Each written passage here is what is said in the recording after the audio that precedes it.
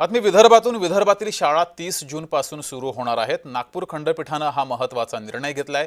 उष्णतेमुळे विदर्भात 29 जून पर्यंत शाळांना सुट्टी असेल, तर राज्यातील उर्वरित भागांमध्ये शाळा या पूर्वनियोजित वेळापत्रकानुसार म्हणजेच 15 जून पासून सुरू होतील।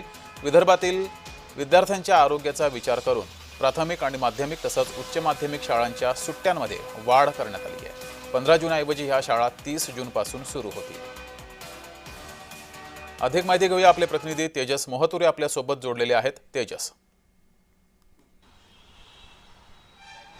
जगदीश, नक्कीच आपण जर बघितलं असेल तर विदर्भात जे आहे ते मोठ्या प्रमाणात जे आहे ते उष्णता तापत आहे।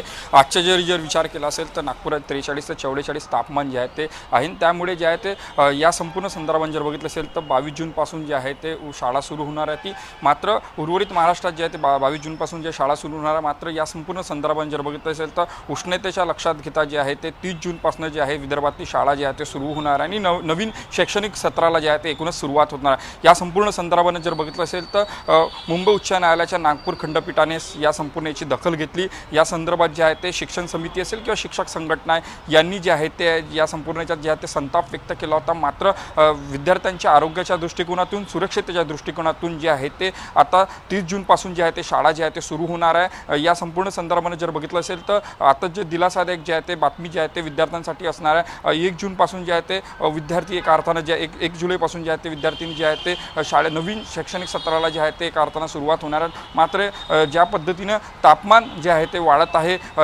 पालक जे आहे ते एका अर्थानं संतप्त होते आणि 22 जूनपासून जे आहे ते शाळा सुरू होणार आहे। या संपूर्ण संदर्भात जर बघितलं असेल तर मुंबई उच्च न्यायालयाने जे आहे ते या संपूर्ण संदर्भात जे आहे ते निकाल लावलेला आहे। आता जे आहे ते नवीन शैक्षणिक जे सत्र जेव्हा सुरू होणार आहे तेव्हापासून जे आहे ते एकूणच जे आहे ते विद्यार्थी आणि पालक जे आहेत ते एक या संपूर्ण संदर्भात जे आहे ते दिलासादायक जे आहे ते बातमी म्हणावी लागणार आहे। ठीक आहे, तर सर्व प्रतिनिधी आपल्या सोबत जोडले होते, सर्वांचे धन्यवाद।